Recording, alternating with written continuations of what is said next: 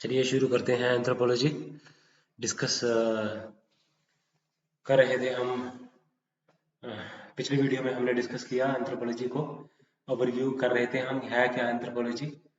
एक systematic study है, scientific study है मैनकाइंड की। होलिस्टिकली हम स्टडी करते हैं। बायो बायोलॉजी एस्पेक्ट्स हम स्टडी करते हैं, कल्चरल एस्पेक्ट्स भी हम स्टडी करते हैं, या फिर बायो कल्चरल एस्पेक्ट्स हम स्टडी करते हैं। कोई ऐसा एस्पेक्ट नहीं है मैनकाइंड का जो हम नहीं पढ़ते हैं इसमें। हम लैंग्वेजेस, कब इसका ओरिजिनेशन हुआ, कब इसकी जो है वो स्प्रेड हुआ लैंग्वेज का, कैसे इंसान ने बोला सीखा, कैसे उसने शब्दों का प्रयोग किया, कैसे उसने सेंटेंसेस बनाए, सपीर वॉर्फ हाइपोथेसिस है, और कैसे जो थॉट्स का बनाते हैं। सिंबल्स के जरिए हम कैसे कल्चर को अंडरस्टैंड करते हैं। सिंबल क्या है? एक्टिविटी जो करता है सोसाइटी में, जितनी भी एक्टिविटीज होती हैं, ओके, तो उनको हम बोलते हैं सिंबल्स। और साइंस क्या है? बेसिकली साइंस एक साइन है। तो ये आपको पता होना चाहिए, सिंबल्स और साइंस में अंतर क्या है। तो आप देखते हैं कि डिफरेंट एस्पेक्ट्स क्या हैं। डिफरेंट एस्पेक्ट्स जब हम पढ़ते हैं, ओके, तो चाहे आप कर लीजिए ह्यूमन प्राइमेटोलॉजी को स्टडी कर लीजिए। प्राइमेटोलॉजी में हमने देखा कि कैसे हम फॉसिल्स जो है वो क्या खाते थे, क्या उनकी इकोनॉमिक एक्टिविटी क्या थी, सोशल इकोनॉमिक लाइफ उनकी स्टडी करते हैं, उनकी रिलीजियस लाइफ को स्टडी करते हैं, मैरिज फैमिली सिस्टम को स्टडी करते हैं, ओके। और उनकी जो हम फिजिकल करेक्टरिस्टिक्स हैं वो हम स्टडी करते हैं। टूल ट्रेडिशन को कौन सी उन्होंने इन्वेंट की, डिस्कवर की, वो हम देखते हैं। तो पहले टूल्स का जो होते थे वो रफ टूल्स होते थे, फिर उसके बाद और बड़े भी होते थे। फिर टूल्स जो है वो स्मॉलर साइज के टूल्स आ गए। फ्लैट टूल्स का इस्तेमाल हुआ, ब्लेड टूल्स का इस्तेमाल हुआ, पॉइंट्स हो गए, बोरर्स हो गए, बाईफोकल पॉइंट, यूनिफोकल पॉइंट, ये सारे टूल्स होते थे, पत्थरों के टूल्स बने होते थे। फिर मेटल्स का इस्तेमाल ही किया जाने लगा। कॉपर के जरिए टूल्स का जो है वो निर्माण होता था और वो उसके अपने कामों के लिए इस्तेमाल करते थे। फिर मेटल जो आयरन था उसका एमरजेंस हुआ। तो जितने भी हमारे जो एग्रीकल्चर एक्टिविटीज थी उसके जो टूल्स होते थे वो आयरन से बनाए जाते थे। जो हंटिंग के टूल्स होते थे, या फिर वो भी इससे बनाते थे। नोमैडिक लाइफ थी पहले, वो एक जगह से दूसरी जगह में जाता था, क्योंकि हंट करने के लिए जब एक पर्टिकुलर रीजन में एनिमल्स की स्कैरसिटी हो जाती थी, फिर वो दूसरे रीजन में वो शिफ्ट करते थे, माइग्रेट करते थे। इसी को हम बोलते हैं नोमैडिज्म। तो नोमैडिज्म करते थे, फिर जब धीरे धीरे सेमी नोमैडिज्म की तरफ बढ़ने लगे, फिर जब एग्रीकल्चर आया, फिर उसके बाद वो क्या हुआ, उन्होंने सेटल्ड लाइफ की तरफ वो जो है वो इम्प्रूव करने लगे, बढ़ने लगे, आगे जाने लगे, ओके। तो उन्होंने अपने कैस्ट उनके जो फीचर्स थे, बॉडी के फीचर्स, उसमें बहुत सारी वेरिएशंस आई, है ना। अलग अलग, जैसे वो माइग्रेशंस हुई, होमो इरेक्टस ने माइग्रेट किया, होमो सैपियंस है, उन्होंने जो है वो आप देखोगे अपर पैरेंथिक पीरियड में वो आए। तो उस टाइम पे उन्होंने ब्लेड टूल्स का इस्तेमाल किया। होमो हैबिलिस जो था वो स्टोन टूल्स का इस्तेमाल किया उसने। और मीब लिखी, मार्ब लिखी, है ना। तो डॉक्टर ओटो, यूजीन डुबियस, इन्होंने फॉसिल्स की डिस्कवरी की ना। इन्होंने, जैसे आपने बताया, ओल्ड बाई जॉर्ज में old one stone tool industry का डिस्को स्टार्ट हुआ। फिर एचुलियन स्टोन टूल इंडस्ट्री आई, फिर एबिबिलियन स्टोन टूल इंडस्ट्री आई, फिर मोस्टेरियन स्टोन टूल इंडस्ट्री आई, जो मिडिल पैलेolithic पीरियड में जिसको स्टार्ट चलाया गया। तो बड़े सारे टूल्स एंड टेक्निक्स इस्तेमाल किए गए, वेरियस साइट्स को एग्जीबिशन की गई, यहाँ से हमें मटेरियल टूल्स हमें मिले और आर्टिफैक्ट्स हमें मिले, जिसको हमने अंडरस्टैंड किया, और उससे हमने उनकी जो जो कल्चर की एवोल्यूशन की, वो उसको हमने अंडरस्टैंड किया, उसको हमने समझा। और जो उनकी जो सोशल इकोनॉमिक करेक्टरिस्टिक्स थी उनकी, वो हमने स्टडी की, कैसे वो हंटिंग तो करते ही थे, नोमैटिक लाइफ थी, सेटल्ड लाइफ नहीं थी। तो सेटल्ड लाइफ तो बाद में आई।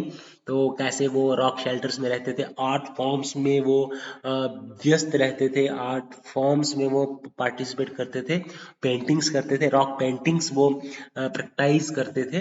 तो धीरे धीरे क्या हुआ, देखा कि एवोल्यूशन होती गई, एवोल्यूशन होती गई। तो आप एनर्जी के से हमने कल्चर एवोल्यूशन को स्टडी किया, जैसे लेस्ले वाइट ने कहा, एनर्जी की थ्योरी दी, है ना। तो उसके बाद कल्चर इकोलॉजी पढ़ा जूलियन स्टीवार्ट ने। लेस्ले जो थे मार्शल सर्विस, अल्मान सर्विस ने various forms of political organisations को के बारे में बताया, बैंड्स, ट्राइब्स, चीफडम एंड स्टेट। तो ये था है ना। तो ये बेसिकली थे मार्शल सालिन और अल्मान सर्विस ने दिया। तो मार्शल सालिन ने जनरल एवोल्यूशन के बारे में बताया, फिर स्पेसिफिक एवोल्यूशन के बारे में डिस्कस किया न्यू कल्चरल एवोल्यूशन में। तो हमने देखा कि कैसे सिंबॉलिक एंड इंटरप्रेटिव थ्योरी आई, कैसे कल्चरल मटेरियलिज्म का मतलब होता है कि हम अपने मटेरियल को ज़्यादा इम्पोर्टेंस देते हैं, technology, food habits, cloth, then usage of technology, इसको हम अंडरस्टैंड करेंगे तो हम कल्चर को अंडरस्टैंड कर पाएंगे। मटेरियल एस्पेक्ट्स को हम स्टडी करेंगे, मटेरियल कल्चर को स्टडी करेंगे तो हम कल्चर को अंडरस्टैंड करेंगे। तो इन्होंने मटेरियल कल्चर के ऊपर फोकस किया, इसी को हमने कहा कल्चर मटेरियलिज्म। मैर्विन हैरिस थे ये। ओके। तो आपने देखा कि डिफरेंट जैसे ट्रोबरियन आइलैंडर्स हैं, मेलिनोस्की ने इस वहाँ पे जाके स्टडी की। तो उनके कुलारिंग को वहाँ पे जाके स्टडी किया कि कैसे एक इनका वो सोशल, इसमें एक सोशियो इकोनॉमिक एस्पेक्ट्स है, और वो एक सोशल ऑर्गेनाइजेशन का इम्पोर्टेंट कंपोनेंट है। वो रिलेशन बनाने में बिलीव करते हैं। रेसिप्रोसिटी देखा हमने, एक्सचेंज में रेसिप्रोसिटी आती है, रीडिस्ट्रीब्यूशन आता है, मार्केट आता है। तो जनरलाइज्ड रेसिप्रोसिटी है, फिर नेगेटिव रेसिप्रोसिटी है, बैलेंस रेसिप्रोसिटी को प्रैक्टिस किया जाता है अलग अलग ट्राइबल ग्रुप्स के द्वारा, सोसाइटीज के द्वारा, बार्टर सिस्टम से जो है वो गुड्स एंड सर्विस का एक्सचेंज होता था। उस टाइम पे मनी नहीं थी, है ना। तो ब्रिटिश इंडिया के आने से क्या हुआ, उन्होंने फॉरेस्ट से अलग कर दिया। तो फॉरेस्ट लॉस आए 1878 में, 1872 में फॉरेस्ट के लॉस आए।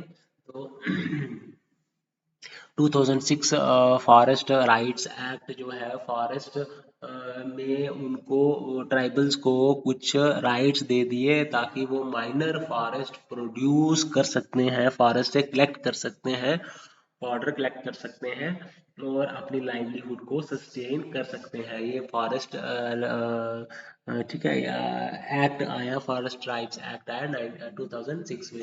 तो फॉरेस्ट के साथ जो रिलेशन होता है ट्राइबल्स को, उसको एक एक्सेप्टेंस मिली, उसको एक रिकॉग्निशन दी गई।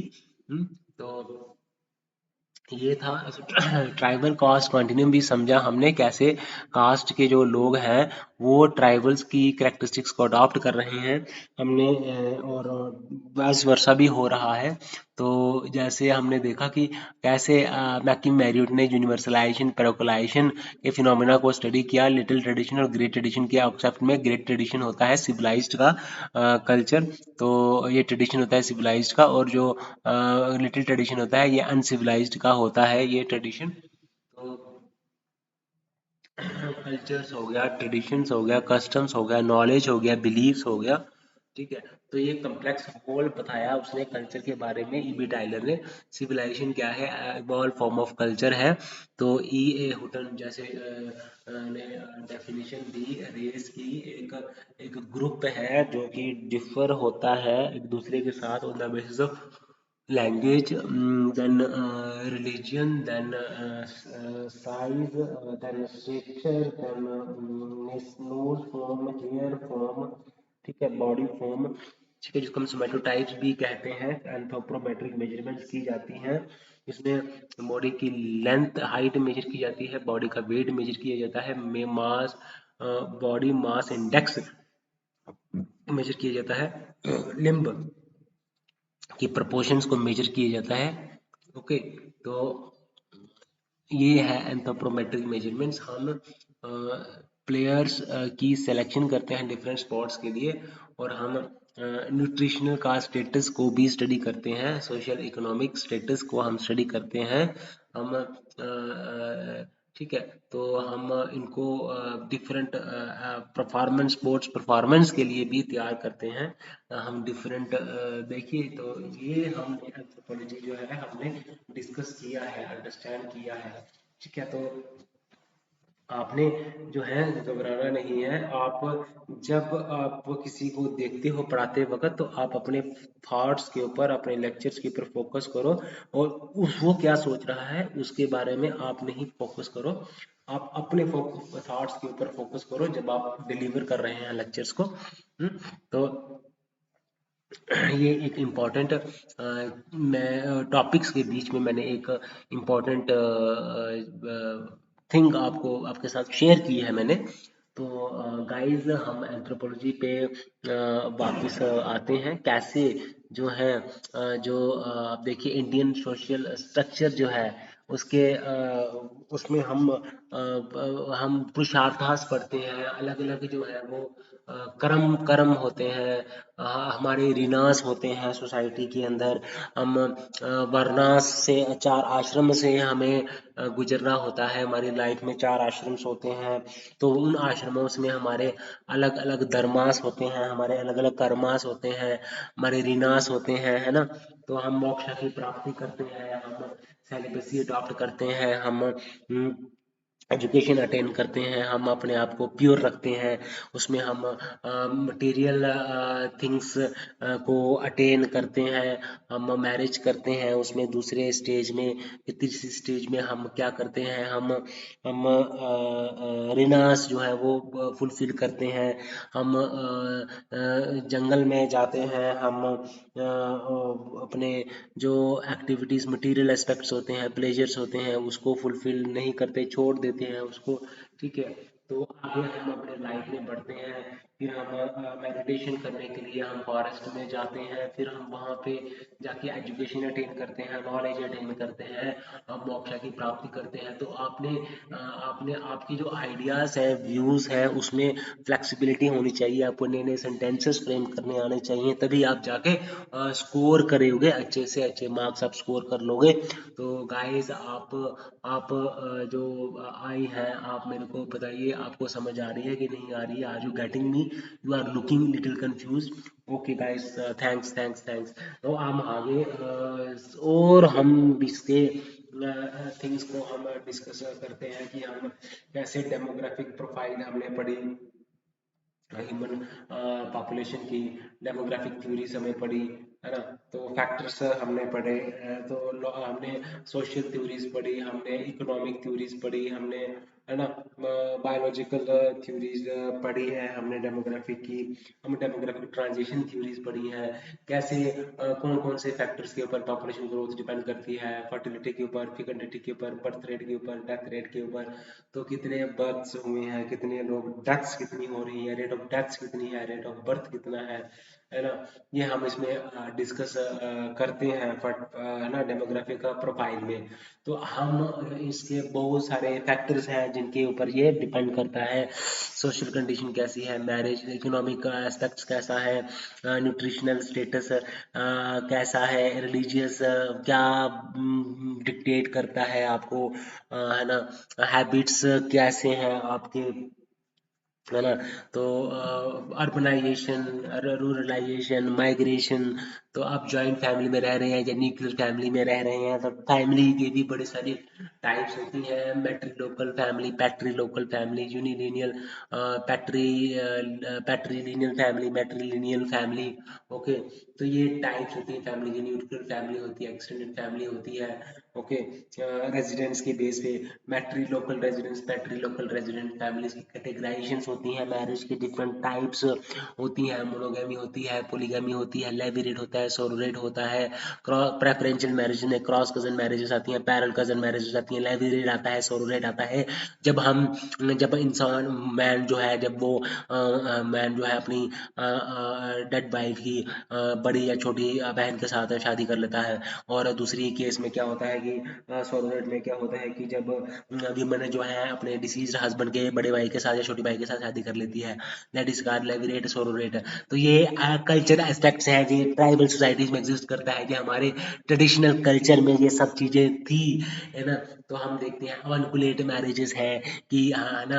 तो आप देखोगे कि जो डिसेंट जो है वो कैसा डिसेंट है ना। यूनिलिनियल डिसेंट है, पैरेलल डिसेंट है। ठीक है, पैरेलल डिसेंट का मैंने आपको एक्सप्लेन किया क्या है पैरेलल डिसेंट, जरा बताओ मेरे को। इसमें ये होता है कि जो है मेल जो है वो मेल लाइन में चीज़ों को प्रॉपर्टी इनहेरिट करते हैं, फीमेल फीमेल लाइन में प्रॉपर्टीज को इनहेरिट करती हैं। पैरेलल ये होता है।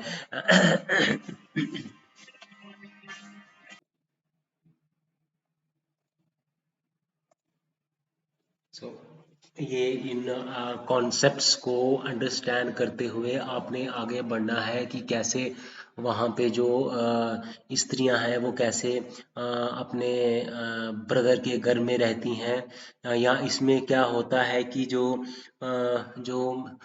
मेंबर्स होते हैं, मेल या फीमेल होती हैं, वो मेल जो हस्बैंड होता है उसके घर में रहती हैं। इसमें जो है प्रॉपर्टी आप देखोगे कि कैसे मूव करती है। प्रॉपर्टी का इनहेरिटेंस कैसे होगा, वो मैट्रिलिनियल सोसाइटी में जो है वो प्रॉपर्टी जो है वो मदर लाइन में इनहेरिट की जाती है, फीमेल लाइन में इनहेरिट की जाती है। और मैट्रिलिनियल सोसाइटी में जो प्रॉपर्टी है वो इनहेरिट की जाती है पैट्रिलिनियल एस्पेक्ट्स में।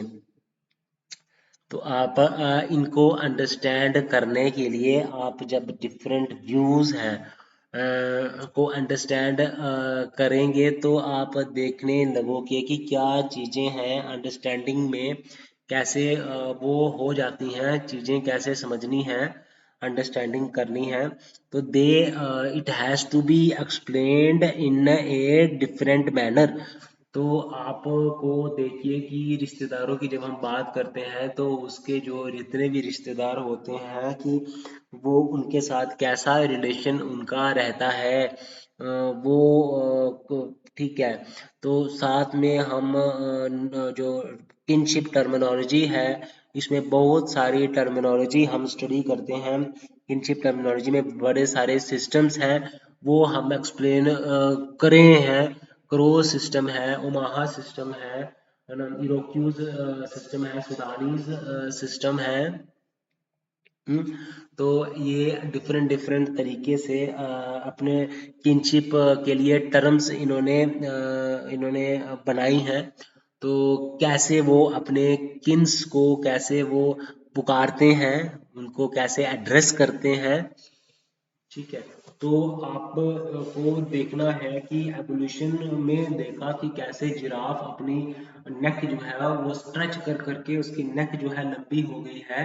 कैसे जो वाइसमैन थे उन्होंने लमार की थ्योरी को क्रिटिसाइज किया, उन्होंने पूंछ काटी माइस की, और काटने के बाद उनको रिप्रोड्यूस किया उनमें। ठीक है, तो उनकी तो ये देखा गया कि जो माउस हुई ऑफस्प्रिंग जो आए वो भी उनकी पूंछ जो थी पूरी मूंछ पूरी उसमें थी। तो ये आपको ये समझना है, अंडरस्टैंड करना पड़ेगा, मैं आपको बता रहा हूँ। ठीक है, तो ये थी उसमें। तो जब आप इन चीज़ों को आप अंडरस्टैंड तभी कर पाओगे जब आप थॉट्स के ऊपर आपका कंट्रोल रहेगा। तो आप देखोगे कि बड़े सारे जो है बायोलॉजिस्ट्स मिलके सिंथेटिक थ्योरी ऑफ एवोल्यूशन देते हैं। जैसे अर्नेस्ट मायर है, डॉब्स-आंस्की है, तो उसके बाद हम बात करें तो डिफरेंट डिफरेंट जो आप देखोगे कि समझोगे, अंडरस्टैंड करते हो, अर्नेस्ट मेयर, डोबांस्की, ठीक है, डोबांस्की है, अर्नेस्ट मेयर है, और डिफरेंट आप अंडरस्टैंडिंग के लिए इसको समझते हो तो सीवल्ड राइट है। तो इन्होंने मेंडल जेनेटिक्स को कंबाइन किया नेचुरल सिलेक्शन के साथ, और इन्होंने एक्सप्लेन की सिंथेटिक थ्योरी ऑफ एवोल्यूशन। तो इन्होंने बताया कि कैसे म्यूटेशन की वजह से ह्यूमन में चेंजेस आती हैं, कैसे आइसोलेशन की वजह से स्पीशिएशन होती है ह्यूमन बीइंग में, और कैसे हाइब्रिडाइजेशन से, इन ब्रीडिंग से कैसे ऑर्गेनिक ह्यूमन एवोल्यूशन होती है, उसको एक्सप्लेन किया। तो जेनेटिक ड्रिफ्ट भी कारण बन जाता है, जिसमें हम बॉटलनेक इफेक्ट को स्टडी करते हैं। ओके, फाउंडर्स इफेक्ट को स्टडी करते हैं। जब नेचुरल कैलेमिटी आ जाती है या फिर पॉपुलेशन किसी कारणों से आइसोलेट हो जाती है, सेपरेट हो जाती है, स्मॉल पॉपुलेशन जब अलग हो जाती है, तो आपस में वो ब्रीडिंग करते हैं, तो उसकी वजह से जो होता है, क्या होता है, उसकी वजह से ऑर्गेनिक एवोल्यूशन हो जाती है, उसकी वजह से ह्यूमन एवोल्यूशन हो जाती है, चेंजेस आ जाती है ह्यूमंस में, उसकी बॉडी के फीचर्स में चेंजेस का आ जाना, जिसको हम एनाटॉमी कहते हैं, फिजिकल कैरेक्टरिस्टिक्स में चेंजेस आ जाना, बॉडी में चेंजेस आ जाना, जेनेटिक फैक्टर्स में चेंजेस आ जाना। अब जीन्स जो है वो इनहेरिट की जाती हैं, जीन्स की एलीलीज होती हैं, मल्टीपल एलीलीज होती हैं। तो एक जीन्स की कॉपी एलीली जो है वो मदर साइड से आता है कि फादर साइड से आती है। तो जीन एक सेगमेंट है डीएनए का। डीएनए कहाँ पे होता है? क्रोमोसोम्स में होता है। तो क्रोमैटिड्स जो होते हैं वो टिप होता है क्रोमोसोम का। जब उसका वीर एंड टीयर होने लगता है तो हम एजिंग की तरफ, इंसान जो है वो बूढ़ा हो जाता है। जब फ्री रेडिकल थ्योरी क्या करते हैं, ये भी कारण बनती है एजिंग का। और उसके बाद क्रोमोसोमल थ्योरी है, क्रोमैटिड्स थ्योरी है ना, डाइट, तो ये सब थ्योरीज जो है वो एजिंग की, सेल डिवीजन जो होती है, एक प्री डिटरमाइंड, पहले से तय हुआ होता है कि एक सेल कितने टाइम तक वो डिवाइड करेगा। जब वो उतना डिवीजन उसकी हो जाती है, फिर उसके बाद वो फर्दर डिवीजन नहीं करता है, वो डेड हो जाता है, तो उसकी वजह से भी एजिंग होती है। तो मॉलिक्यूलर थ्योरी है, सेल डिवीजन थ्योरी है। ओके, तो माइटोकॉन्ड्रियल थ्योरी है, ठीक है। तो ये इनका में वीर एंड टीयर दिखता है, इनमें डिवीजन एक लिमिट तक होती है। तो आप देखेंगे लाइफ की शुरुआत 4.5 बिलियन पहले शुरुआत हुई थी हमारे अर्थ के ऊपर। तो उसके बाद हमने एक के बाद एक इपोच देखा, हमने एरास देखे, हमने इयॉन्स देखे। तो हम जाके अभी कौन से इपोच में रह रहे हैं? हम होलोसिन इपोच में रह रहे हैं। हम अभी होमो सैपियंस के हैं, हमारे एंसेस्टर्स जो हैं, ये सारे एंसेस्टर्स हमने पढ़े हैं। फॉसिल रिमेन्स उनके जो जगह जगह से मिले हैं, अफ्रीका से मिले हैं, पैलेस्टीन से मिले हैं, इसराइल से मिले हैं, इंडोनेशिया से मिले हैं, चाइना से मिले हैं, पैकिंग मैन चाइना से मिला है, जवखाडियन करके साइट है वहां से मिला है पैकिंग मैन। जावा में जवानिकस है, होमो इरेक्टस जवानिकस, वहां से हमें स्पीसीज मिला है। हमें होमो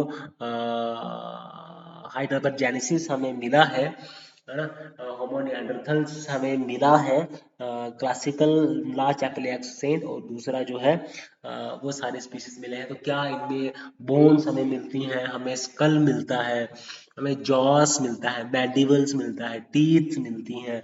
तो हम इनको स्टडी करके हम ह्यूमन फेस रिकंस्ट्रक्ट करते हैं, और हम ह्यूमन बॉडी को रिकंस्ट्रक्ट करते हैं कि वो कैसा दिखता होगा, उसकी हाइट कितनी होगी, उसका फेस कैसा होगा, वो उसकी एज कितनी होगी, ये कैरेक्टरिस्टिक्स हम स्टडी करते हैं। हम डिफरेंट चीज़ों को एनालाइज करते हैं, फॉसिल्स को स्टडी करते हुए हम इन चीज़ों को पढ़ते हैं। तो आपने डरना नहीं है, घबराना नहीं है, दिल को खुश रखना है, पॉजिटिविटी रखनी है। कोई आपके दिमाग में आप कुछ बोल रहे हैं तो सामने वाला लेक्चर जो सुन रहा है वो क्या नेगेटिविटी निकाल रहा है, वो गलतियां निकाल रहा होगा, वो आपकी लैंग्वेज में गलतियां निकाल रहा होगा।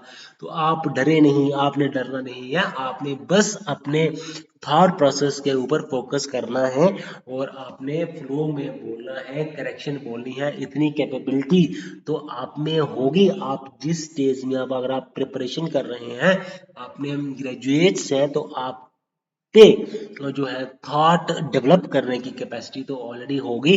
लैंग्वेज बैरियर आप में नहीं होना चाहिए। हिंदी में आप कंफर्टेबली कम्युनिकेट करें, इंग्लिश में कम्युनिकेट करें, आप थॉट्स को एक्सप्रेस करें। आपने सामने वाला क्या सोच रहा है उसके बारे में बॉदर ना करें, उसके दिमाग के अंदर ना जाए, आप अपने दिमाग के अंदर ज़्यादा फोकस करेंगे तो आप जो है लेक्चर जो है वो हेल्पफुली, थॉटफुली, ग्रेटफुली आप डिलीवर कर सकते हो। तो हमने कल्चर को स्टडी किया, हमने एवोल्यूशन को स्टडी किया, हमने एंथ्रोपोलॉजिकल थ्योरीज को हमने पढ़ा, लैंग्वेज को पढ़ा, कल्चर को पढ़ा, हमने ह्यूमन जेनेटिक्स को पढ़ा, हमने एपिडेमोलॉजिकल को पढ़ा, हमने कैसे हमने एपिडेमोलॉजी को हमने पढ़ा, हमने ठीक है। तो हमने ग्रोथ एंड डेवलपमेंट को पढ़ा, कौन कौन से फैक्टर्स हैं, जैसे हम डाइट क्या लेते हैं वो हमारी ग्रोथ को इम्पैक्ट करता है, हमारी इकोनॉमिक कंडीशन कैसी है वो हमारी ग्रोथ एंड डेवलपमेंट को इम्पैक्ट करता है, हमारा लिटरेसी लेवल, हमारा एजुकेशन लेवल, हमारी हमारी मैरिज एज, लेट मैरिज कर रहे हैं, अर्ली मैरिज कर रहे हैं, तो ग्रोथ पे डिपेंड करता है। हमारे अंदर जीन्स जो है, अगर क्रोमोसोमल एबनॉर्मेलिटीज अगर हैं तो वो हमारी ग्रोथ एंड डेवलपमेंट को करेगा, इफेक्ट करेगा। तो अपने न्यूट्रिशनल फैक्टर्स हैं, सोशल कल्चरल फैक्टर्स हैं, इकोनॉमिक फैक्टर्स हैं, किस कल्चर में रह रहे हैं, वहाँ पे फूड टैबूज क्या है ना, तो कौन कौन सी मदर फीडिंग प्रैक्टिसेस वहाँ पे कैसी हैं, वो सारा देखते हैं हम। फैक्टर्स में कि कौन कौन से फैक्टर्स हैं जो कि इफेक्ट करता है। तो आप आपने जब ग्रोथ एंड डेवलपमेंट आप देखोगे कि रेलेवेंस क्या है ना। तो एक स्टेज आती है कि जब रिप्रोडक्शन एक्टिविटी के लिए तैयार हो जाती है फीमेल, उसको हम बोलते हैं मीनार्क, मीनोपास होता है कि जब रिप्रोडक्शन जो है वो स्टॉप हो जाती है। फर्स्ट पीरियड को हम बोलते हैं मेंस्ट्रुएशन, और लास्ट पीरियड जब 12 महीने तक लगातार मीनोपास आए तो उसको हम बोलते हैं कि मीनोपास, पीरियड्स नहीं आए, मेंस्ट्रुएशन नहीं आया तो हम बोलते हैं कि मीनोपास आ गया है। तो ये प्राइमरली 45 की एज में, ये 45 के अबव आसपास ये आता है, और 12 से 15 ईयर्स ऑफ एज की एज में मीनार्क जो है वो प्रेजेंट हो जाता है मेल्स में। आप राइट्स ऑफ पैसेज से गुजरना पड़ता है जब जो गर्ल जो है वो विमनहुड अटेन करती है, जब वो रिप्रोडक्शन एक्टिविटी के लिए तैयार हो जाती है, तो वहाँ पे रिचुअल्स होता है, फेस्टिवल्स की तरह इसको वो सेलिब्रेट करते हैं नडैम्बो लोग।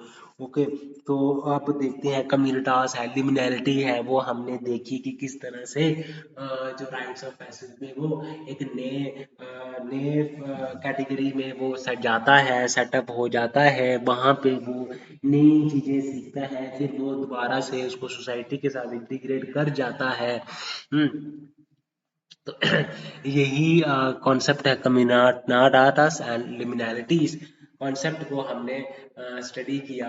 हमने रेडिकली ब्राउन ने जो स्ट्रक्चरल फंक्शनलिज्म के जो फाउंडर थे, तो इन्होंने अंडमान आइलैंडर्स की स्टडी की। इन्होंने कहा कि कैसे जो है कल्चर जो है वो हमारी ग्रुप की नीड्स को फुलफिल करता है। स्ट्रक्चर फंक्शनलिज्म मैलिनोव्स्की ने दिया था, कैसे हमारी इंडिविजुअल नीड्स को फुलफिल करने के लिए कल्चर बना हुआ है। फंक्शनलिज्म कहता है लेवी स्ट्रॉस की कल्चर जो है डिफरेंट फंक्शंस परफॉर्म करता है सोसाइटी में, रिप्रोडक्शन का काम करता है, सोसाइटी को सॉलिडारिटी देता है, कॉपरेशन सेटअप करता है, सोसाइटी को सस्टेनेबल बनाता है। तो ये सारे फंक्शंस जो हैं वो कल्चर को परफॉर्म करने होते हैं। तो कल्चरल एंथ्रोपोलॉजिकल थॉट्स में हम बेसिकली ये डिफरेंट थिंकर्स हैं, अमेरिकन थिंकर्स, ब्रिटिश थिंकर्स, या जो अमेरिकन एंथ्रोपोलॉजिस्ट है, जर्मन एंथ्रोपोलॉजिस्ट है, पॉलिश के एंथ्रोपोलॉजिस्ट हैं, वेस्टर्न मार्क है, जीबी मर्डॉक है, जिन्होंने 250 सोसाइटीज को पढ़ के उन्होंने definition the, marriage and family को डिस्क्राइब किया। कैथरीन गो ने नायर्स की मैरिज सिस्टम को स्टडी किया और डेफिनेशन दी थी नायर्स की मैरिज सिस्टम किस तरह का प्रिवेल होता है, कैसे वो अपने रहती हैं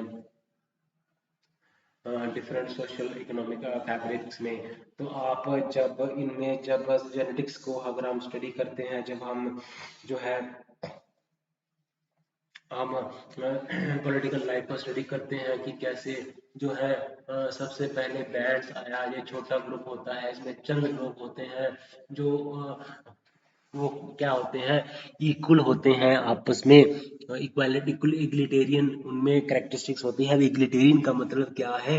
इग्लिटेरियन का मतलब होता है सोसाइटी इग्लिटेरियन इन नेचर है। मैं आपको ऐसा बेसिक्स इनके ऐसे क्लियर कर दूंगा कि आप किसी भी बुक में से पढ़ लेंगे तो आपको दिक्कत नहीं आने वाली। आप रीडिंग करोगे तो आपको फैक्ट्स चीज़ें जो है वो याद हो जाएंगी।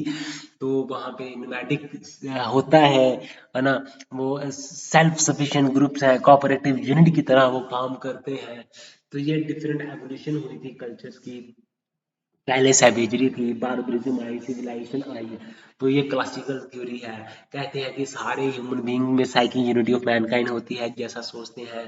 तो डिफ्यूजनिज्म ने कहा कि नहीं, सारे के सारे लोग क्रिएटिव नहीं होते हैं, कुछ लोग होते हैं जो क्रिएटिव होते हैं और वो कल्चर उन्हीं की वजह से ओरिजिनेट होता है। फिर जब वहाँ के लोग जो है वो दूसरे रीजन्स में ट्रैवल करते हैं तो कल्चर की वहाँ वो अपने साथ लेके जाते हैं और वो वहाँ पे जाके डिफ्यूजनिज्म हो जाती है कल्चर्स की। दूसरे सोसाइटीज में डिफ्यूजनिज्म कल्चर्स की हो जाती है।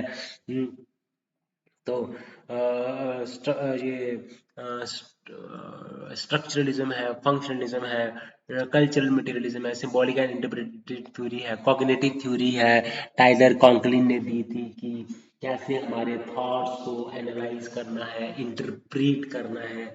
तो उसके लिए हमें कल्चर भी हम स्टडी कर सकते हैं। पोस्ट मॉडर्निज्म कहता है कि हम आप जो बताते हैं कि हम बड़े ऑब्जेक्टिव हैं कल्चर को स्टडी करने में, ऐसा पॉसिबल ही नहीं हो सकता, ऑब्जेक्टिव स्टडी हम कर ही नहीं सकते।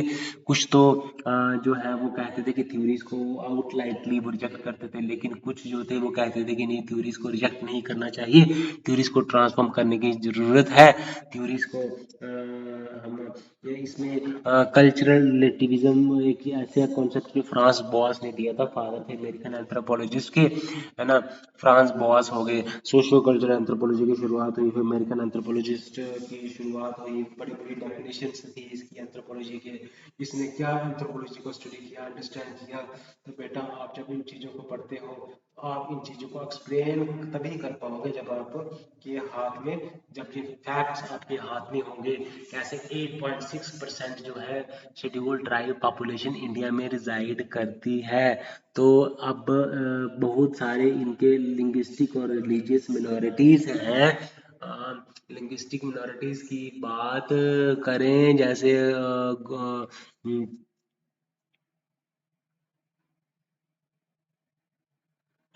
है ना, बड़ी सारी लैंग्वेजेस ग्रुप्स हैं जहाँ पे इंडो आर्यन लैंग्वेज ग्रुप है, इंडो यूरोपियन लैंग्वेज ग्रुप है, द्रविडियन ग्रुप है, ऑस्ट्रो एशियाटिक है, सिनो तिब्बतन है।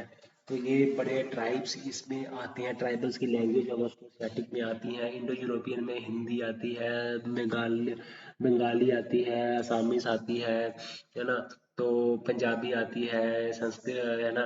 तो उसके बाद हम देखते हैं इंडो यूरोपियन, इंडो द्राविडियन में आप तमिल, तेलुगु, तुलु, है ना, ये लैंग्वेजेस आती हैं, कन्नड़ा आती है ना। तो ये सारी लैंग्वेजेस आती हैं। तो सिनो तिब्बतन में लेप्चास की जो है, कुकीज है, मणिपुरीज है ना। तो खासीज है, नागालैंड की लैंग्वेज आती है इसमें, लेप्चास है, बोटियाज है ना, किन्नौरी है ना, तो लद्दाखी है, ये सारी जो है इन सिनो तिब्बतन लैंग्वेज ग्रुप में आती हैं। वैसे डिफरेंट रेशियल ग्रुप्स इंडिया में एग्जिस्ट करते हैं, जैसे वेस्टर्न ब्रांचिसेफल्स हैं जो कि गुजरात के और महाराष्ट्र के लोग हैं, मिड इनमें स्टेचर जो होता है। उसके बाद इंडो आर्यन है, नेग्रीटो है, जो अंडमान एंड निकोबार आइलैंड्स में लोग रहते हैं वो नेग्रीटो है। इंडो आर्यन जो नॉर्थ इंडिया में सेटल्ड है लोग, कहा जाता है कि इन्होंने माइग्रेट किया था नॉर्थ वेस्ट इंडिया से, इन्होंने एंट्री की थी इंडिया में और यहाँ पे आगे सेटल हो गए। तो द्राविडियन जो है वो साउथ इंडिया में है। और नॉर्थ अब देखोगे कि जैसे मंगोलियन ट्राइब्स आपको मंगोलॉइड कहाँ मिलेंगे, आपको नॉर्थ ईस्ट इंडिया में मिलेंगे। द्राविडियन आपको साउथ इंडिया में मिलेंगे। आपको जो है ब्राचिसेफल्स है, नॉर्डिक्स है ना, तो नेग्रीटो है, नॉर्डिक्स आपको नॉर्थ इंडिया में आपको पॉपुलेशन ग्रुप्स आपको मिलेंगी। नॉर्थ स्टेट्स जो होते हैं लीन होते हैं, स्टॉकी शॉर्ट स्टेट्स जो होते हैं स्टॉकी बॉडी इनकी होती है, येलो स्किन के होते हैं मंगोलॉइड, और स्ट्रेट बाल होते हैं, ब्रॉड नोज होता है रेमिडियन का। इंडो आर्यन का नोज जो है वो लॉन्ग होता है, लॉन्ग हेड होता है, इनका ब्रॉड हेड होता है। ओके, ऐसी इस तरह से आपने एक्सप्लेनेशन करनी है। तो जो प्रोटोस्टेरॉइड है वो सेंट्रल इंडियन ट्राइब्स है, इनका स्टेचर जो है वो मीडियम स्टेचर के होते हैं, मीडियम इनकी हाइट होती है। ओके, तो ओके, तो डिफरेंट डिफरेंट इनमें फिजिकल प्रैक्टिस होती है, फिजिकल प्रैक्टिस एग्जिस्ट करती हैं। जैसे हमने ऐसा सरकार पढ़ा, हमने जीएस पूरे ने कास्ट की स्टडी की, उन्होंने बताया कि एक्सप्लेन किया एच एस रिसले ने कि रेशियल ओरिजिन है कास्ट का, रेस की वजह से कास्टें बनी है। तो जब आर्यंस आए तो उन्होंने अपने आप को सुपीरियर रेस कहा, बाकी जो लोग थे जिनको उन्होंने कहा जाता है कि उन्होंने उनको हरा दिया, उनको जो है वो लो कास्ट का कहा जाने लगा। तो इंडो है ना, तो डिफरेंट रेशियल ग्रुप्स इंडिया में एग्जिस्ट करते हैं। जिस गुरु ने कहा कि कास्ट का ओरिजिनेशन, जो कास्ट जो है एक कोई ऐसा जो है सोशल कल्चरल यूनिटी की बात की इन्होंने, ठीक है, इन्होंने जो ऐसा सरकार की थ्योरी थी वो साइंटिफिक स्टडी थी। क्रेसस की जो पहली थी एच एस रिस्ले के, वो कॉलोनियल बायसनेस उसमें उनकी थ्योरीज में दिखता है। तो ठीक है, तो अच्छा, सरकार रेशियल क्लासिफिकेशन, एथनिक ग्रुप क्या है, कोई भी ग्रुप है जो कि डिफरेंट है एक दूसरे से, कल्चर से, फिजिकल करेक्टरिस्टिक से। ओके, तो एथनिक ग्रुप है, रिलीजियस ग्रुप है, रीजनलिज्म देखते हैं, एथनिक कॉन्फ्लिक्ट्स, एथनिक मूवमेंट्स आप देखते हैं ना। तो आप करेक्टरिस्टिक्स को स्टडी करते हैं, impact of village modernisation westernisation, फिर हम अर्बनाइजेशन का देखते हैं क्या इम्पैक्ट पड़ता है, ग्लोबलाइजेशन का देखते हैं क्या इम्पैक्ट पड़ता है गाइस। तो इन जब थ्योरीज को आप पढ़ोगे, इन जब कॉन्सेप्ट्स को आप जब आप एक्सप्लेन करते हो अपनी लैंग्वेज में, hello guys, you girls with you are looking pretty, you have a long hair and you are disturbing me, I should not get disturbed, that is my mindset and that I should focus on my thoughts. That is the biggest problem I am going to face when I am will be delivering lectures to 400 people. So what is that? You need to cool yourself, you need to focus on your thoughts, what you have studied regarding the topic, and you have to deliver those lectures, those topics in the video that guys that I am going to make you understand the various topics that I am here to discuss with you. Okay guys, so that you must understand what is the and different theories of what is a different demographic theories, what it is racial theories, cultural theories. Then you have various concepts like M. Srinivasan studied about the Sanskritization, Westernization, socio-cultural change, exogenous and endogenous process of socio-cultural change. Okay, contribution क्या है anthropology का communalism को understand करने में, regionalism को understand करने में, ethnic movements को अंडरस्टैंड करने में। तो एथनिक मूवमेंट्स आप देखते हैं, नक्सलाइट मूवमेंट कहीं ना कहीं एथनिक मूवमेंट से इसको जोड़ के देखा जाता है। वो डाउन फील करते हैं, उनकी डिग्निटी लॉस हुई है, उनको डेवलपमेंट से दूर रखा गया है, वो पॉवर्टी में है, लिटरेसी रेट लो है, अनएम्प्लॉयमेंट भी रेट भी लो है। तो इसकी वजह से वो प्रोटेस्ट करते हैं, वो मूवमेंट्स लॉन्च करते हैं, अपनी आइडेंटिटी को प्रिजर्व करते हैं, कल्चर आइडेंटिटी को, एथनिक आइडेंटिटी को प्रिजर्व करते हैं और अपने आप को दूसरों से अलग बताते हैं। इसलिए उनमें आप ये कहीं ना कहीं जो रीजनलिज्म है, कहीं ना कहीं कभी कभी ये नेशनल इंटीग्रेशन के लिए अगर ज़्यादा इस पे फोकस कर रहे हैं रीजन्स, तो नेशनल इंटीग्रेशन के लिए खतरा भी बन जाता है। आप देखते हैं कि रुथ बेनेडिक्ट है, मार्गरेट मीड है ना, देन ये सारे cultural personality school of thought से बिलोंग करते हैं। कोरा बोस है, राल्फ लिंटन है, जिन्होंने स्टेटस और रोल्स को स्टडी करते हुए बताया कि डिफरेंट स्टेटस होता है इंडिविजुअल का, उसको डिफरेंट रोल्स जो है वो प्ले करने होते हैं जिस सोसाइटीज में वो रह रहा होता है, तो उसी के अकॉर्डिंगली उसकी पर्सनैलिटी जो है वो डिपिक्ट होती है। ठीक है, तो culture and personality are interrelated with each other. So culture का आपको एक कम से कम इसकी डेफिनेशंस आपके पास होनी चाहिए, 200-300 वर्ड्स की बढ़िया सी डेफिनेशन।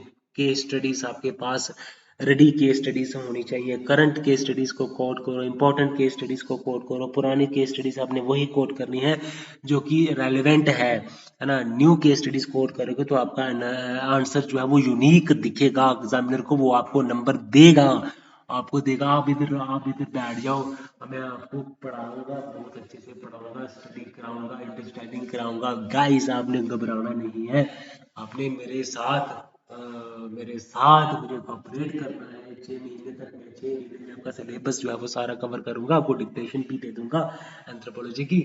प्रीवियस क्वेश्चन पेपर्स मैंने एनालाइज करने हैं आपके साथ करीब करीब इस वीडियोस में, जो कम से कम 1000 के करीब जितने भी क्वेश्चंस आज तक यूपीएससी में पूछे गए हैं एंथ्रोपोलॉजी ऑप्शनल में, वो सारे के सारे क्वेश्चन आंसर्स मैं आपको डिस्कस करूंगा आपके साथ, ताकि आपको पता तो चले कि सिलेबस में से क्वेश्चन जो आते हैं वो किस तरह से क्वेश्चन आते हैं, किस तरह से वो क्वेश्चंस को फ्रेम करते हैं। कभी क्रिटिकल एनालिसिस पूछ लेते हैं, कभी सिमिलैरिटीज डिसमिलैरिटीज पूछ लेते हैं, कभी इलस्ट्रेशंस का पूछ लेते हैं, कभी डिस्कस का पूछ लेते हैं, कभी इलैबोरेशन का पूछ लेते हैं, कभी डिफाइन का पूछ लेते हैं। तो इनको डिफाइन करना आपको आना चाहिए। कंपेयर एंड कॉन्ट्रास्ट पूछ लेते हैं, पॉइंट्स ऑफ डिफरेंस पूछ लेते हैं, कंपेयर करना आपको आना चाहिए, डिसमिलरिटीज आपको आनी चाहिए, बायो कल्चरली फैक्टर्स, जीन्स क्या है, बेसिक बेसिक चीजें आपको अंडरस्टैंड कराना मेरा मकसद है, ताकि आपको लगे कि आप इसके साथ सब्जेक्ट के साथ अच्छे से आप कनेक्ट कर पाओ। तो आप देखते हो कि रिलेशनशिप है एंथ्रोपोलॉजी का डिफरेंट सब्जेक्ट्स के साथ, इसका स्कोप अगर आपने समझना है तो आप किसकी ब्रांचेस को आप गो थ्रू करिए, है ना।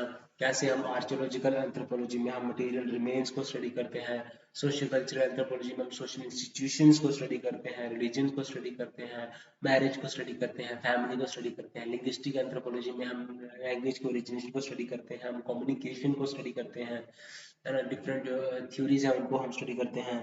आर्कियोलॉजिकल एंथ्रोपोलॉजी में हम फॉसिल रिमेन्स जो स्टडी करते हैं, हम रेडियो कार्बन डेटिंग, हम absolute dating, relative dating methods technique apply करते हैं। मैं फ्लो में आपके साथ बोल रहा हूँ, मैंने कोई तैयारी नहीं की है, मैंने स्टडी अभी मैं जो लेक्चर्स दे रहा हूँ बिना तैयारी के दे रहा हूँ, क्योंकि मैंने तैयारी कर ली है, मैंने टॉपिक्स डिस्कस कर लिए हैं आपके साथ, पढ़ के मैंने छोड़े हैं क्वेश्चन आंसर्स, अब मैंने डिस्कस करने हैं, वैल्यूडेशंस आपके साथ में करता रहूंगा गाइस। तो मेरे चैनल को अगर आपने लाइक नहीं किया है तो आप इसको लाइक भी करें और सब्सक्राइब भी जरूर करें गाइस, ताकि मेरे को मोटिवेशन मिलती रहे, मैं ज़्यादा से ज़्यादा वीडियोस लेके आऊँ आपके सामने, आपको एनलाइटन करूँ, थॉट्स आपके क्लियर करूँ। तो हम देखते हैं कि क्या है, होमिनॉइड्स हैं, सर्कोपिथिसिडॉइड है, ओल्ड वर्ल्ड मंकीज है, न्यू वर्ल्ड मंकीज है ना। न्यू वर्ल्ड मंकीज आगे स्पाइडरमैन है, मकाओक है, देन गोरिल्ला है, ओके, देन एप्स हैं, ओरेंगुटन्स हैं, चिंपैंजी है, गोरिल्ला है, होमिनॉइड्स हैं, ह्यूमंस हैं। इसमें हमने देखा होमोसैपियंस हमने पढ़ने हैं, हमने ऑस्ट्रालोपिथेकस को हमने देखा, मोरेक्टस को हमने देखा, निएंडरथल्स को देखा, रोडेशियन मैन भी आपने पढ़ना है, ये है ना। आप देखोगे कि हमें ऑस्ट्रालोपिथेकस अफ्रीकैनस हमें वो लूसी चाइल्ड बोलते हैं, ऑस्ट्रालोपिथेकस एफरेंसिस को हम कांग चाइल्ड बोलते हैं। तो कैसे इनको हमने क्रैडल ऑफ सिविलाइजेशन कहा जाता है, अफ्रीका को क्रैडल ऑफ ह्यूमन मैनकाइंड कहा जाता है, क्योंकि मानव के जो रिमेन्स है हमें यहाँ से मिले हैं, और हम ये कंक्लूड कर सकते हैं कि पहला जो एवोल्यूशन हुआ था ह्यूमंस जो था, वो इमर्ज हुआ जो था, वो पहला अफ्रीका में ही हुआ था। उसके बाद फिर वो बाकी रीजन्स में हुआ है। तो आप देखते हैं कि कॉन्टिन्यूस बेसिस पे स्टडीज हो रही हैं, एंथ्रोपोलॉजिकल स्टडीज हो रही हैं, क्रॉस कल्चरल स्टडीज हो रही हैं, है ना। तो आप इन चीज़ों को आप समझोगे जब ध्यान से, तभी आपको चीज़ें जो है वो क्लियर हो पाएंगी। तो गाइस आप एक्सप्लेन करिए डिटेल में, थ्योरीज को पढ़िए, अंडरस्टैंड करिए, डिस्कस करिए गाइस। तो आप ने देखना है कि कैसे आपने इन चीज़ों को अंडरस्टैंड करना है, डरना नहीं है। आपने अपने आप को नॉलेजेबल समझना है, मैच्योर समझना है गाइस। हम देखते हैं कि कैसे हमने समझा डिफरेंट थॉट्स को, हमने समझा, हमने मैरिज के टाइप्स क्या क्या है ना। कैटल मैरिजेस कहाँ पे होती हैं, विमेन विमेन मैरिज होती है न्यू साउथ सूडान में, है ना। कैटल मैरिजेस होती हैं न्यू साउथ सूडान में, है ना। कुछ ये हंटिंग गैदरिंग ट्राइब्स हैं, है ना, जैसे किप्सिकीज हैं, मसाई ट्राइब्स हैं, है ना। तो टोडाई पैस्टोलिस्ट ट्राइब्स हैं। आपको पता होना चाहिए कौन सी हंटिंग गैदरिंग ट्राइब्स है, कहाँ रहती है, इनमें आप डिसेंट कौन सा इनमें एग्जिस्ट करता है, किनशिप स्टडी करो आप, रिलीजियस लाइफ स्टडी करो, सोशल स्टडी करो, कल्चरल हन का स्टडी करो, है ना। फाइलोजेनेटिक स्टेटस आपने स्टडी करना है, होमोनॉइड्स का, मैन्स का, चिंपैंजी का, गोरिल्ला का। जेन गुडाल ने स्टडी किया था, चिंपैंजीज के बारे में स्टडी किया था, ह्यूमन जेनेटिक्स को स्टडी करना है, डिफरेंट बीमारियों को आपने कोड करना है, हीमोफीलिया, है ना, नाइट ब्लाइंडनेस, फिनाइल कीटोनुरिया। सो ये सिंगल जेनेटिक डिसऑर्डर है, है ना। जो है इकोलॉजिकल एंथ्रोपोलॉजी में आपने देखा कि कैसे फिजियोलॉजिकल की कैसे इम्पैक्ट होता है एनवायरनमेंट का, हमारी फिजियोलॉजिकल बेसिस क्या है, रेशियल क्लासिफिकेशन के, है ना। मॉर्फोस्कोपिक मेथड है, मॉर्फोमेट्रिक मेथड्स हैं, जैसे है ना height, weight, skin colour, hair colour, है ना। जेनेटिक बेसिस में है आपका जो सेरोलॉजिकल है, ब्लड ग्रुप्स हैं, डर्माटोग्लाइफिक्स हैं।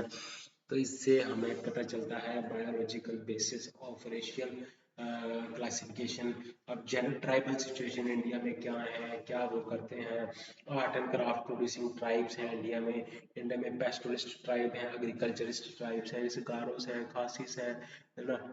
देन फिशिंग वाले ट्राइब्स हैं, फूड हंटिंग वाले ट्राइब्स हैं, गैदरिंग वाले ट्राइब्स हैं, ठीक है, एग्रीकल्चर प्रैक्टिस करने वाले ट्राइब्स हैं, पेस्टोरल ट्राइब्स हैं, जो हॉर्टिकल्चरिस्ट ट्राइब्स हैं। तो कैसे इनकी लाइफ सेटल्ड होती है डिस्टिंग।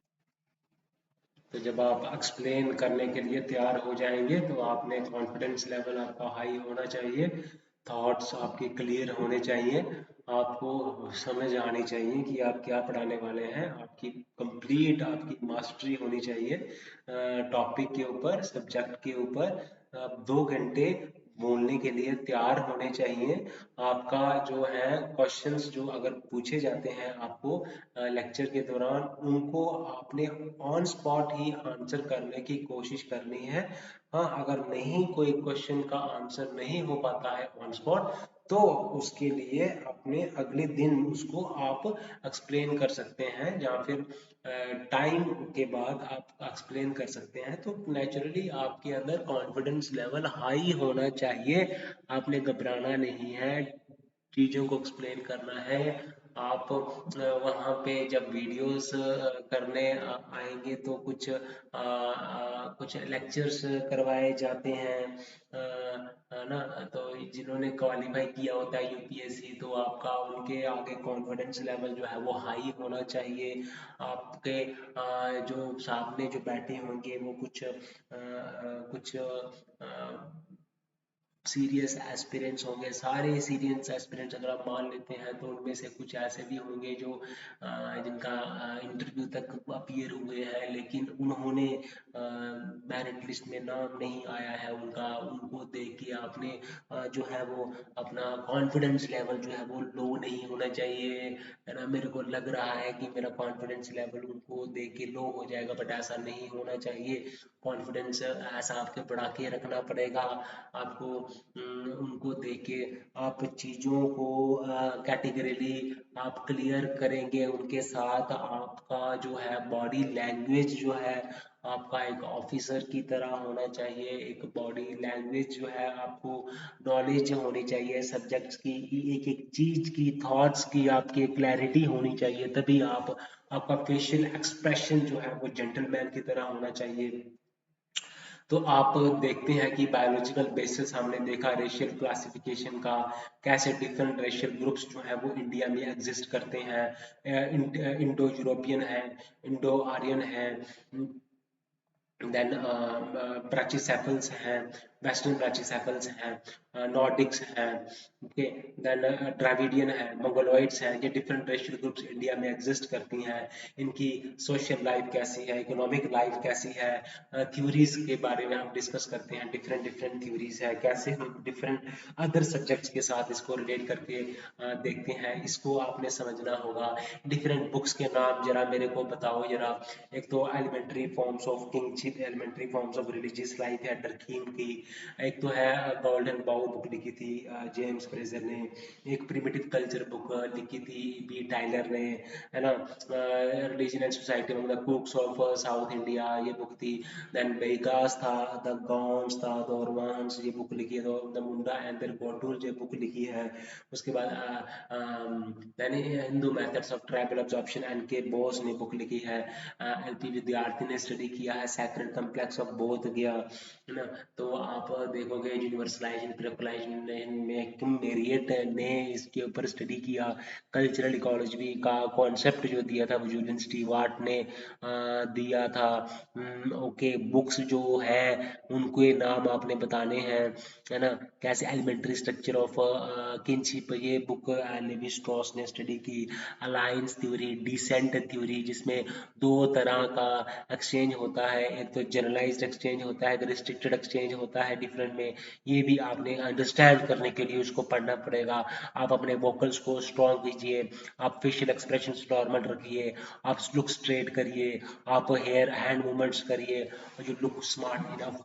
वोकल्स, आपकी आवाज में दम होना चाहिए। तो ये आपके लिए आपके वर्कआउट करना पड़ेगा। आप डेली जो वीडियोस जो बनेगी वो स्मार्ट वे में बनेगी, no facial expression, only vocal, only sound जो है वो आपको भारी होनी चाहिए। आपका क्लैरिटी, थॉट्स क्लैरिटी होनी चाहिए।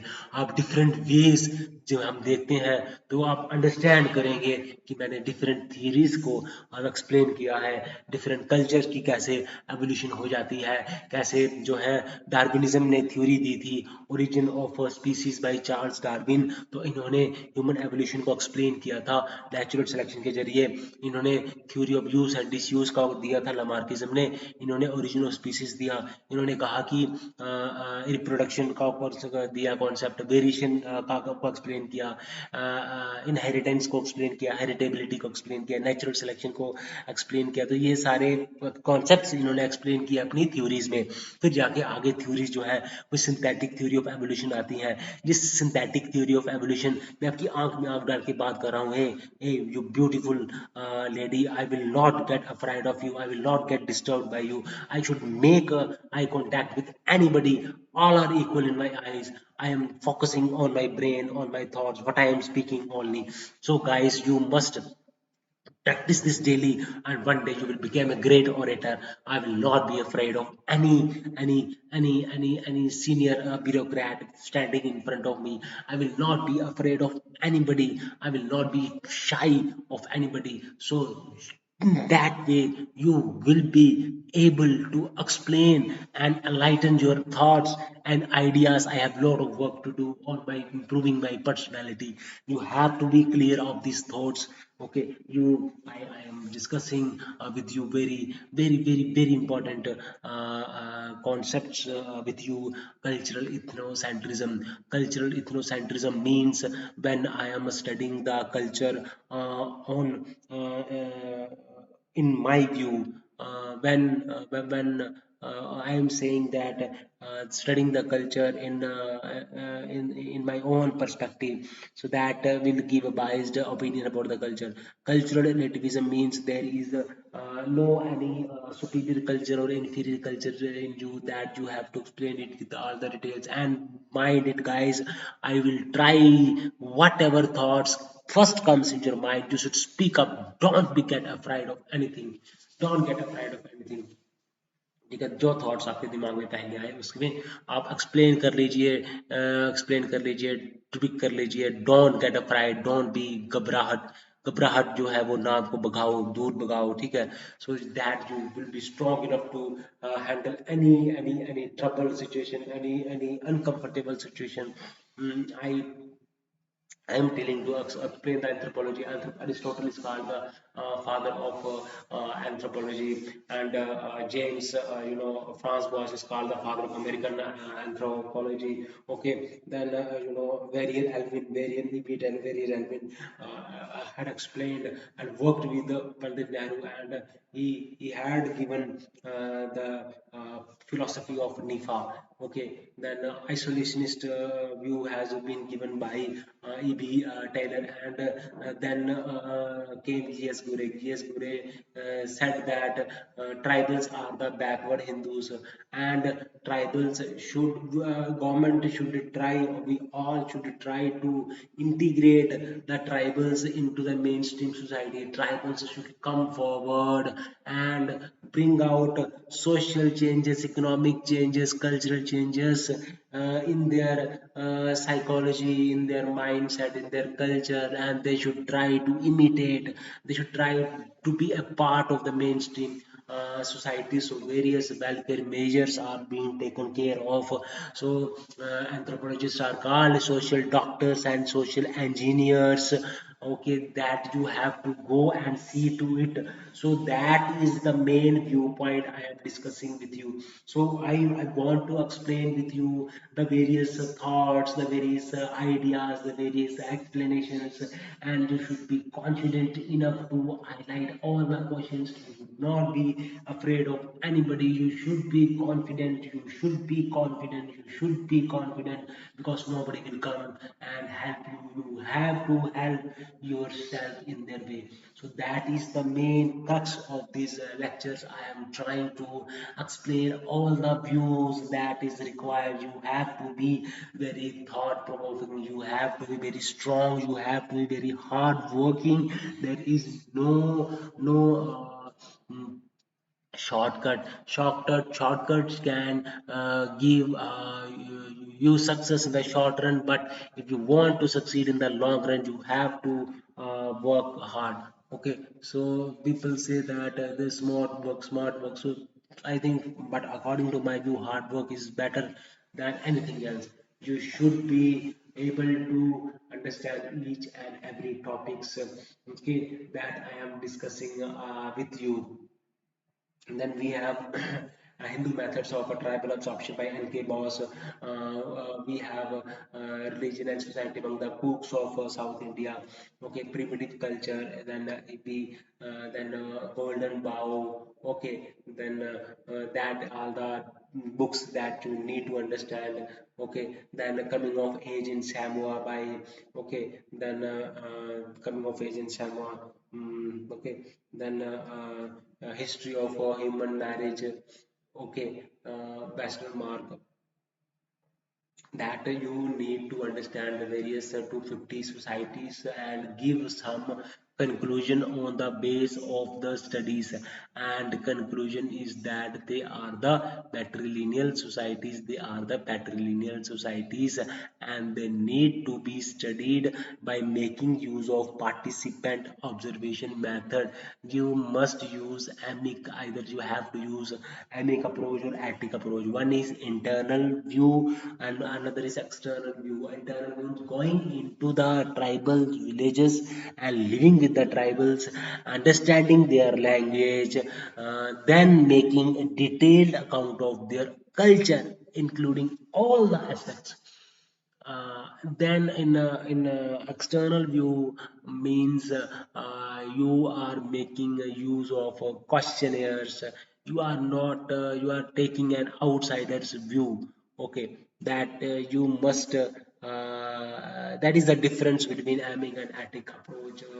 Okay, Franz Boas is the father of American anthropology. So S.C. Roy is the first Indian anthropologist, is the father of Indian anthropology. Okay, S.C. Roy. Then we have M.N. Srinivasan, we have G.S. Gure, we have Iravati Karve, we have Leela Dubey, S.C. Dubey, G.S. Gure, then H.S. Risde. So they are contributed in their own way for the study of village, to the study of tribes, to the study of urban cities. We are studying the impact of regionalism, impact of urbanization, impact of modernization, westernization of the Indian society and culture. So various religious groups have great impact on the Indian society as well as on the Indian tribes. बहुत सारे converts कर दिए उन्होंने, education provide की जिसमें उन्होंने college setup किए, schools setup किए, Eklavya model residential schools setup किए, एम्प्लॉयमेंट अपॉर्चुनिटीज प्रोवाइड की गई उनके लिए, सर्टिफिकेट कोर्सेस उनको दिए जाते हैं, उनको क्रेडिट माइक्रो क्रेडिट फैसिलिटी उनको प्रोवाइड की जाती हैं ताकि वो एक एंटरप्रेन्योर्स भी बन सके। ट्राइबल्स के लोग किस तरह से हम उनको ट्राइबल्स को स्टार्टअप्स कैसे वो कर सकते हैं। ओके, तो कैसे वो स्टार्ट कर सकते हैं, उनके लिए उनको एजुकेशन प्रोवाइड करने की ज़रूरत है, उनको फाइनेंशियल हेल्प प्रोवाइड करने की ज़रूरत है, अपनी मेंटेलिटी जो है वो चेंज करने की ज़रूरत है, और उनको भी अपने आप को चेंज करने के लिए आगे आना पड़ेगा। ओके गाइस, तो इस वीडियो में हम यहाँ तक ही इसको रखेंगे। तो नेक्स्ट लेक्चर्स में we will understand new topic. इस टॉपिक को आप घर से जो मैंने बुक्स आपको बताई है उनको कृपया करके पढ़ के आइएगा, उन टॉपिक्स को पढ़ के आइएगा, ताकि हम एक वन टू वन डिस्कशन जो है वो हो सके और आपको जो है बेटर तरीके से मैं आपको पढ़ा सकूं। ओके गाइस, तो चैनल को अगर लाइक नहीं किया है तो सब्सक्राइब नहीं किया, चैनल को अगर सब्सक्राइब नहीं किया है तो सब्सक्राइब जरूर कर लें guys. Bye bye guys, take care.